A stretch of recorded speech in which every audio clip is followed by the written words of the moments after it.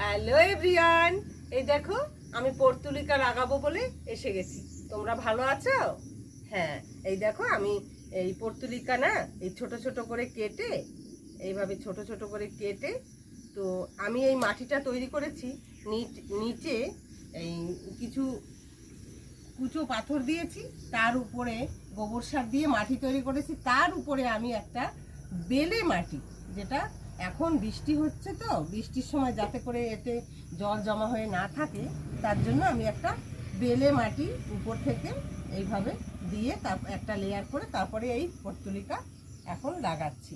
তো বর্ষার সময় অনেকেই আমরা ভাবি এখন গাছ লাগালে কোনো লাভ নেই, গাছগুলো বৃষ্টিতে ভালো হয় না, কিন্তু সেই জন্য আমাদের কি করতে হবে, এরকম গাছ চয়েস করতে হবে যে গাছগুলো এই বৃষ্টির সময় বেশি ভালো থাকে, ভালো হয়।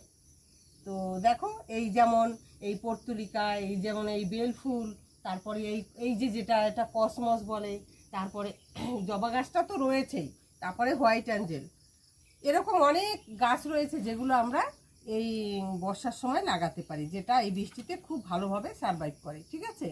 তো আর যদি কোনো জানকারি তোমাদের প্রয়োজন হয় তাহলে আমাকে কমেন্ট করে জানিও। ঠিক আছে? তাহলে আজকে আসছি।